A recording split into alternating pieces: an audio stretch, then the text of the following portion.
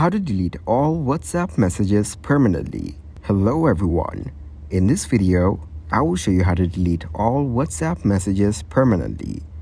First, open your WhatsApp application on your mobile device. Next, open any chat from your chat list.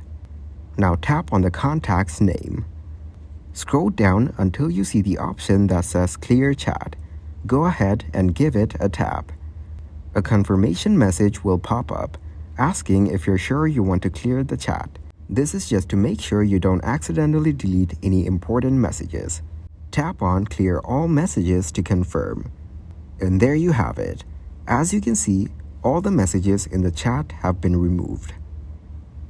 Thank you guys for watching this video. Hope you got some value. Make sure to like the video and subscribe to the channel to get notified of new videos.